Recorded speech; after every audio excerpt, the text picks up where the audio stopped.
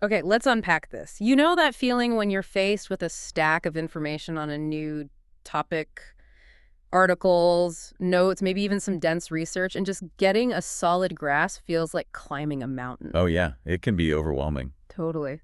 Well, consider this your express elevator to understanding. Welcome to the deep dive, the shortcut to being well-informed, where we extract the essential knowledge so you don't have to. And what's fascinating here is that today's deep dive, it actually originates from materials shared by one of you, our listeners, the learner. Right. They sent us a collection of lecture notes and raw transcripts focusing on the economic pillar of traditional sustainable economics. It's a subject, well, many find intriguing, and rightly so. Exactly. So our mission today is to distill the core concepts of this economic pillar and its key metrics, offer some clarity and those aha moments, hopefully without overwhelming you with, technical jargon. Think of it as unlocking the essentials. And if we connect this to the bigger picture, this economic pillar we're exploring today, it really underpins much of traditional sustainable economics. Okay. So our discussion will center around three fundamental ideas: local impact, material savings, and reusing. These sort of form the bedrock. All right, let's get right into it then. Starting with local impact. When we consider infrastructure projects, things like roads or buildings, one thing is immediately apparent. They require people and resources right where they're being built. That's spot on. Infrastructure inherently creates local jobs, uses local resources, and interestingly, this often gets broad political support. Right. Now, we usually try to steer clear of political territory, but the bipartisan agreement on infrastructure's role in driving local employment, that's pretty noteworthy. Yeah, it is. But it isn't just about the immediate construction jobs, though. Exactly. Think about the folks filling those construction roles. They're buying coffee at the local shop, groceries at, that store here in Northwest Arkansas with the bullseye. That spending circulates, right? Yeah. It supports all sorts of local businesses, from your neighborhood bakery to the corner hardware store. It creates this really significant ripple effect throughout the local economy. It's all connected. And thinking a bit deeper, this localized economic boost, it isn't just about the immediate spending, is it? It can foster a more resilient local economy in the long run. Precisely. A strong local economy, fueled by projects like these, it can be more adaptable maybe to broader economic shifts. Makes sense. And this idea of efficiency also extends to resources, which brings us nicely to our second core idea: material savings and reusing. Okay. So one direct advantage of reusing materials is the potential for lower upfront costs. If you're repurposing something, well, you're avoiding the expense of purchasing new. Right. No need to pay for brand new materials or go through the whole sourcing process.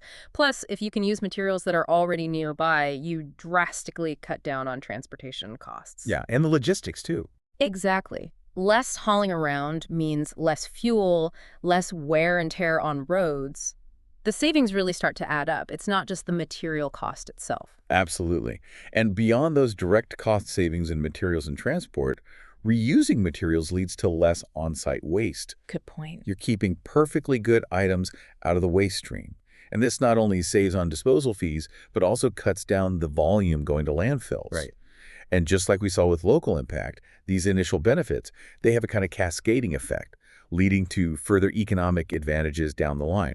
Like less landfill volume could mean lower long-term waste management costs for a city, for example. Okay, so these traditional ideas, they definitely have an intuitive appeal, but as we dug into the listeners' materials, it became pretty clear there are limits. Limitations to consider when we talk about traditional sustainable economics. It's not the complete picture, is it? It seems to focus a lot on those immediate savings. That's a key point. It's a valuable foundation, sure, but it doesn't capture the entire economic reality.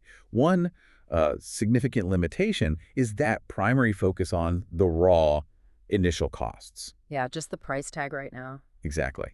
And that price tag at the moment of purchase, it isn't the only factor in making sound economic decisions. This can sometimes lead to, well, short-sighted choices. Right. It's like that classic dilemma. Do you buy the super cheap $1 tool that breaks after one use, or the maybe slightly more expensive $2 tool that lasts for years? Initially, the $1 item seems easier on the wallet, right? But over the long haul, you end up spending much more replacing it. That immediate cost focus, it just overlooks the long-term value, the durability. It does. And why do we so often fall into this trap? Well, insights from behavioral economics might help here. We tend to give more weight, to immediate tangible costs than to less certain future expenses. That makes sense. Present bias. Yeah, present bias. It can explain why the lure of the cheaper upfront option is so strong, even when it's not the most economically sound in the long run. And that leads to another crucial limitation. Decisions based solely on today's costs can be quite risky. Absolutely. We've all seen how quickly things can change. Inflation can eat away at purchasing power and unforeseen market disruptions. I mean, look at what we saw during the COVID-19 pandemic. Oh, yeah. Big swings. Huge price swings. So relying only on current prices doesn't account for these future uncertainties. It could lead to really flawed economic assessments down the road. So if just looking at those initial costs isn't enough, what's the more, comprehensive approach? Our sources highlight taking a much broader view. Exactly.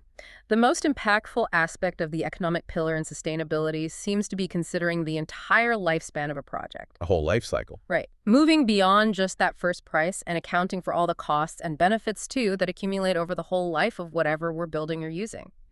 And to do this effectively, we have several key analytical tools. We do. Our sources outline 4 primary tools. There's present, future, and annual worth analysis, then life cycle cost analysis, or LCCA, rate of return, and finally, benefit cost ratio. It's a pretty robust set of methods. Okay, let's dive into these tools. You mentioned life cycle cost analysis, LCCA, as particularly impactful, but let's maybe start with the foundation, present, future, and annual worth. What's the core idea we need to grasp here? Well, at its heart, this is all about the time value of money. Okay. Basically, a dollar today is worth more than a dollar in the future. Why? Because of its potential to earn interest or, because of inflation eroding its value. All right. So these conversions, they help us compare monetary values that occur at different points in time by bringing them all to a common timescale. It lets us make a more accurate economic comparison between different options. So we're essentially translating the value of money across time, taking future costs and seeing what they're equivalent to today, or maybe projecting today's investments into the future. Precisely. And we have 3 key metrics: future worth, F, present worth, P, and annual worth, A.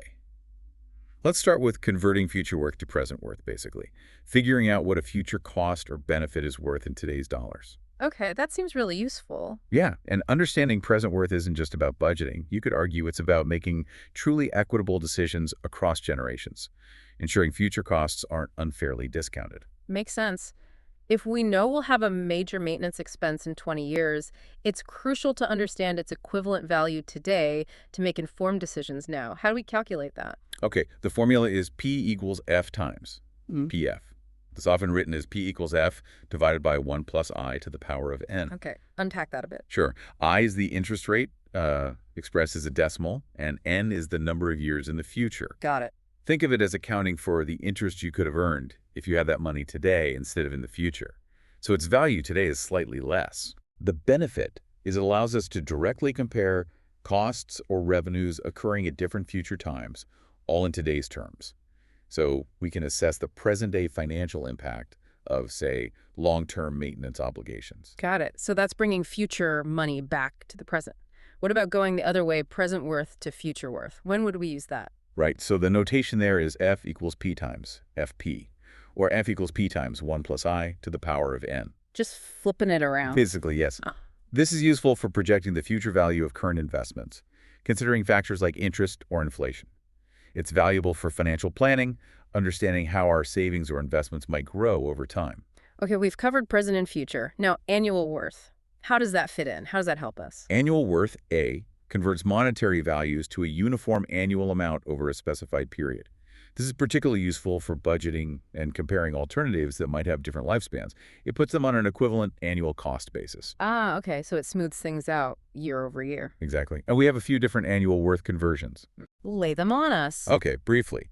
Converting a present worth to an annual worth is called capital recovery. The formula is A equals PU AP. Think of calculating your annual mortgage payment based on the loan's present value. Okay. Converting a future worth to an annual worth is the sinking fund formula. A is F, AO, AF. That's useful for figuring out the annual amount you need to save to reach a specific future goal. And going the other way, annual worth to present worth is uniform series present worth. PA.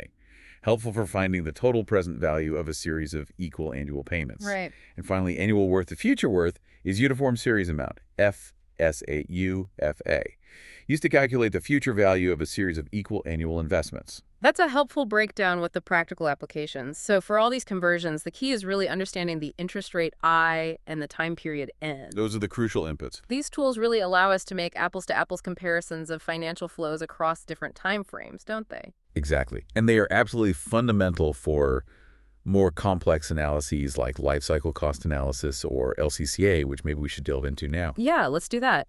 As you said earlier, LCCA is a powerful method for evaluating the long-term economic performance of projects. Right. It moves beyond just the initial price tag to consider all the costs and benefits over the entire lifespan.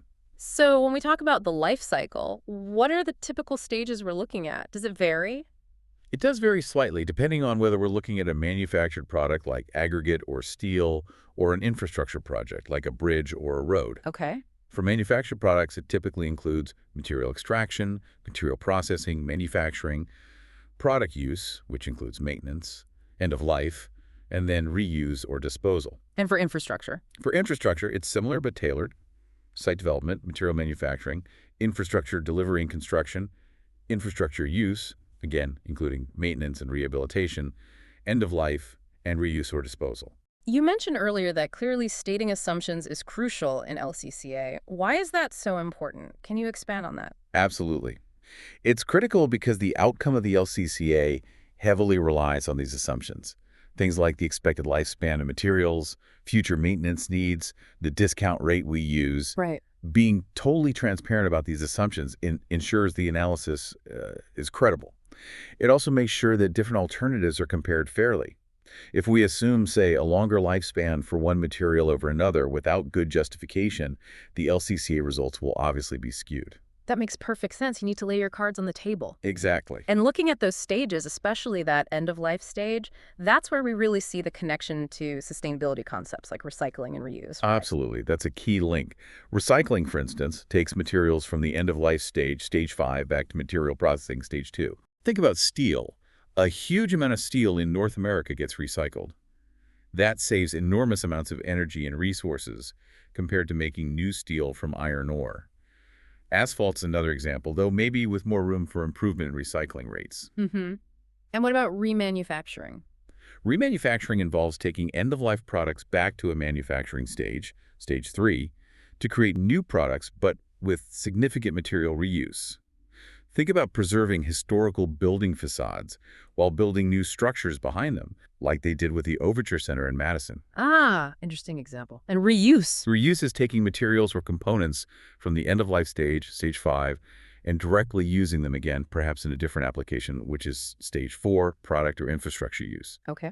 The Arkansas Department of Transportation reusing old bridge girders for county roads is a great example of this. So reuse seems like the top tier, sustainability-wise. It generally is, yes, because it minimizes the energy use, emissions, and costs compared to recycling, which needs reprocessing, or remanufacturing, which involves factory processes again. Reuse avoids most of that additional processing. So reuse is the most efficient, then remanufacturing, then recycling, because each step down requires more energy and processing. Exactly. Now let's look at the practical steps involved in actually conducting an LCCA. As we mentioned, our sources seem to align pretty well with the FHWA guidelines, which outline a sort of 5-step process. All right, step 1. How do we begin? Where do we start? Okay, step 1 is to establish alternative design strategies for the analysis period. This means identifying the different options you want to evaluate. Like different materials or designs. Precisely. For a road project, it might be comparing different pavement materials, rigid versus flexible, or maybe different thicknesses, or using something like a geogrid versus not using one. For a building, it could be different structural systems. Steel, concrete, timber. You also need to define the analysis period. Are we looking at 20 years, 50 years, 75 years? This decision significantly influences the outcome.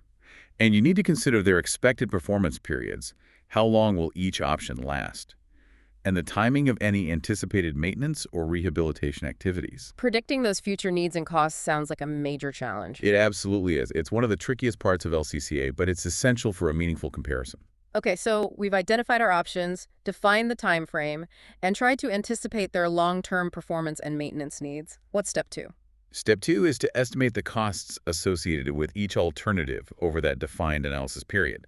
These costs generally fall into two broad categories: agency owner costs and user costs. Agency owner costs are the direct costs to whoever's building it. Right. Initial construction costs plus all future costs for maintenance, rehabilitation, and any eventual salvage value at the end. Salvage value is the value you might recover by selling or reusing materials. It can offset some costs. And user costs? User costs account for the impacts on the people using the infrastructure. Think delays due to construction or maintenance, increased fuel consumption from detours, lost productivity for businesses and commuters, that sort of thing. User costs can be huge, especially for busy roads. I remember one highway project near me. Oh man, the delays were massive for months. The extra fuel and lost time must have added up to a fortune for everyone. Those are precisely the types of user costs we need to try and quantify, if possible. They can be significant.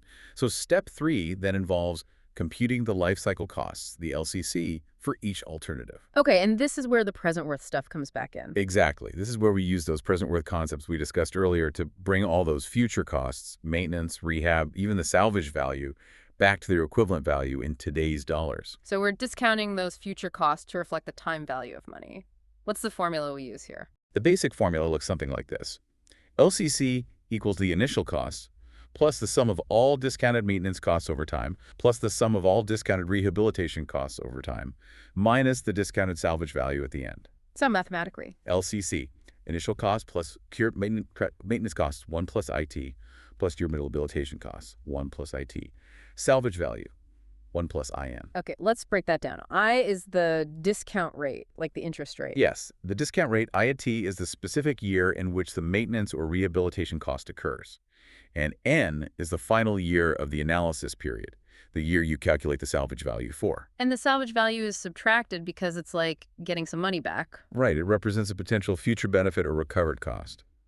A common way to estimate salvage value for infrastructure is based on its remaining useful life. For example, if something's expected to last 50 years, but your analysis period is only 30 years, you'd calculate a salvage value based on the 20 years of life theoretically remaining. It often assumes a linear decrease in value. Okay, so we've crunched the numbers using the formula and have an LCC for each option. What's next in step 4? Step 4 is to analyze the results and, really importantly, critically reevaluate your assumptions. You compare the LCC of each alternative to see which one offers the lowest cost over the entire life cycle. So maybe option A has a higher initial cost, but option B needs way more maintenance later. Exactly. You might find that option A, despite being pricier up front, has lower maintenance needs and ends up with a lower overall LCC. But at this stage, it's crucial to go back and revisit all the assumptions made in steps 1 and 2. Why revisit them? To check if they're still valid. Are they clearly documented? Are they defensible?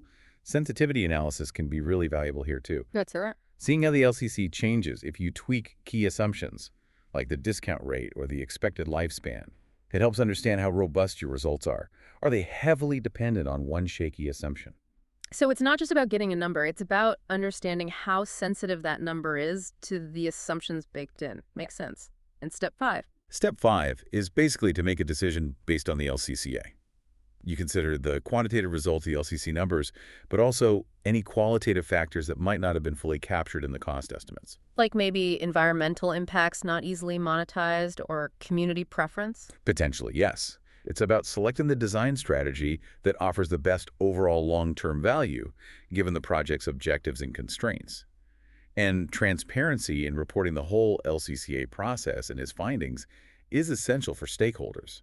This methodical approach seems really powerful for making informed long-term economic decisions. Now, earlier we talked about this being deterministic LCCA, using single values. But you also mentioned a probabilistic approach. How does that differ? Right. Deterministic LCCA, the kind we just described, uses single best estimate values for all the inputs, costs, lifespans, etc. But reality isn't always that neat. Exactly. In reality, many of these things, like material costs or how long a pavement actually lasts before needing repair, are uncertain. They can vary. Probabilistic LCCA acknowledges this uncertainty. Instead of using single numbers, it uses probability distributions for key input variables. So instead of saying a certain maintenance activity will cost exactly $10,000, we might define a range of possible costs, say $8,000 to $13,000, and assign probabilities to different values within that range. So it gives us a range of possible LCC outcomes rather than one single number. That sounds more realistic, reflecting that real-world variability. It is more realistic. It reflects things like, sometimes infrastructure deteriorates faster than expected. Sometimes it lasts longer. Prices fluctuate. Think about Portland cement prices. They've been all over the place historically due to recessions, inflation. Yeah, just look at prices at Home Depot lately for anything construction related. Exactly. So probabilistic LCCA tries to capture that variability. Nice. But you mentioned this can make decision-making more complex. It can, yeah, because it generates a distribution, like a range of possible LCC values for each alternative. Which sounds good. It is more realistic, but it can lead to overlapping ranges between options. So it might be harder to definitively say which option is the most cost-effective.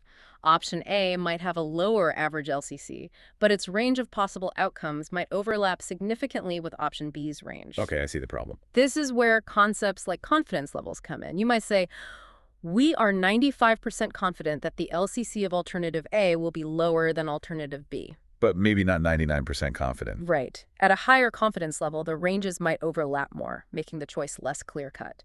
Predicting future interest rates accurately is also a huge challenge here, and those rates have a big impact over long periods. So it's a trade-off. Pretty much. Probabilistic LCCA gives a more comprehensive understanding of the risks and uncertainties, but interpreting those ranges and probabilities requires a more nuanced approach to decision-making compared to just picking the lowest single number from a deterministic analysis. Okay, that makes sense. More accurate, but potentially trickier to explain and use for a simple decision. Now, let's move on to rate of return. How does that factor into our economic assessment toolbox? Rate of return analysis, it really focuses on the profitability or the financial attractiveness of an investment. A key concept here is something called the minimum attractive rate of return, or MOR. More. Yeah, Right. MOR. This is basically the lowest rate of return that an agency or a firm finds acceptable for undertaking a particular project or investment. It reflects their cost of capital, risk, and other available investment opportunities. And how does this relate to, say, public infrastructure projects? Well, when public agencies finance big projects, they often issue bonds, right? Mm-hmm. The MAR is closely linked to the interest rates they need to offer on those bonds to attract investors. Ah, okay. Bonds are essentially loans that investors make to the agency, and the agency pays them back with interest over time. So the interest rate is crucial. Exactly. The agency needs to offer a competitive interest rate to actually sell the bonds, but they also want to keep that rate as low as possible to make the project financially viable for them. Right, because they have to pay it back. Yep. The final loan payment covers both the principal amount borrowed and all the accrued interest. Rate of return analysis helps figure out if a project is likely to generate enough return to meet or beat this MOR. So how is the rate of return itself calculated? The rate of return, often called ROR, is the specific discount rate at which the present worth of the project's benefits exactly equals the present worth of its costs. Okay. Or, put another way, it's the rate where the net present value is zero. Or you could use annual worth, the rate where annual benefits equal annual costs. How do we use that number? You compare it to the MOR. If the calculated rate of return for the project is greater than or equal to the agency's MOR, the project is generally considered economically feasible. And if it's lower? If the ROR is below the MOR, it's typically not seen as a worthwhile investment from a purely financial standpoint. This kind of analysis is really useful for estimating the required loan size, assessing if the agency can actually afford the project, and helping set appropriate interest rates for those bonds on large infrastructure projects. So it's a key tool for the financial side, determining viability and attractiveness. Okay, great. Finally, let's discuss the benefit cost ratio, or BCR. You mentioned this is commonly used in the public sector. Yes, the benefit cost ratio, sometimes just written BC, is widely used in public service. It's really useful for assessing the economic desirability of projects, especially those large-scale infrastructure investments funded by taxpayers. Why is it so popular in the public sector? Well, it was actually introduced way back, partly to bring more objectivity to public spending decisions, and crucially, it helps communicate the value of projects to the public in a way that's hopefully clear and understandable. Makes sense. So how is the BCR calculated and how do we interpret the results? What does it tell us? Okay, to calculate the BCR, First, you need to estimate all the anticipated benefits of a project and convert them into a monetary value. Then you do the same for all the anticipated costs. And use the same time basis, like present worth. Exactly. You have to be consistent, use present worth for both, or annual worth for both, or future worth for both. And just like with LCCA, you absolutely need to be transparent about all your underlying assumptions, prices, analysis periods, interest rates, all that. Got it. So benefits monetized, cost monetized, same time basis. Then what? Then the BCR is simply the total equivalent worth of the benefits divided by the total equivalent worth of the costs. So present worth benefits divided by present worth costs is common. Just remember, benefits on top, costs on the bottom. Okay, benefits over costs. And how do we interpret that ratio? It's pretty straightforward. A BCR of 1.0 means the benefits exactly equal the costs. Break even. Right. A BCR greater than 1.0 indicates that the benefits outweigh the costs, and the project is generally considered economically acceptable or justified. And less than 1. A BCR less than 1.0 suggests that the costs exceed the benefits, and the project, well, it may not be economically justified based on that analysis. So basically, bigger than 1 is good. That's the beauty of it for communication. That simplicity, greater than 1 is good, makes it a really powerful tool for explaining the economic rationale behind potentially complex and expensive public projects to a broad audience. You give an example. Sure. Imagine a city, say like Fort Smith, is considering a significant infrastructure investment, maybe funded by a new sales tax. In public meetings, they might present the project's BCR to show citizens, look, we've analyzed this, and the anticipated benefits to the community are projected to be, say, 1.5 times the cost. It's a good investment for the city. Okay. It boils down a lot of analysis into one easy-to-understand number. Exactly. So just to quickly summarize our deep dive into this economic pillar, we've touched on traditional sustainable economics, the local impact, material savings, reuse. And its limitations. Right. Then the crucial time value of money concepts, present, future, annual worth. Then the really comprehensive life cycle cost analysis, LCCA, both deterministic and probabilistic. Then rate of return, more from a financial viability perspective. And finally, the benefit-cost ratio, often key for public projects and communication. It's quite a diverse set of tools for evaluating the economic sustainability of projects, isn't it? It really is. And each of these methods, they provide a different lens, a different perspective through which to evaluate the economic implications of decisions. The choice of which tool, or combination of tools to use, often depends on the specific context, the audience you're talking to, and the main objectives of the analysis. Well, this deep dive has definitely delivered on its promise, I think. It's provided the learner, and hopefully all of you listening, with a solid understanding of the economic pillar of traditional sustainable economics and its key metrics, hopefully without feeling too overwhelming. Yeah, we covered a lot of ground. We really did. We've highlighted the importance of looking beyond the initial cost, considering the full life cycle, the utility of these various economic analysis tools, and the different perspectives they offer on project economics. And maybe a final thought to leave you with. It's worth pondering how these economic principles might extend beyond just these large-scale infrastructure projects we've mostly talked about. How so? Well, consider how the concept of life cycle cost might influence your own personal purchasing decisions. That $1 versus $2 tool example again. Or how even a simple, informal benefit cost analysis could help you evaluate different life choices or investments you're considering. That's a really interesting point, applying these big ideas to everyday decisions, something for everyone to consider. These frameworks, they offer valuable insights in a really wide range of contexts, not just engineering or public finance. Absolutely. And with that, we've really only just begun to scratch the surface of this fascinating area. Thanks for joining us for this deep dive.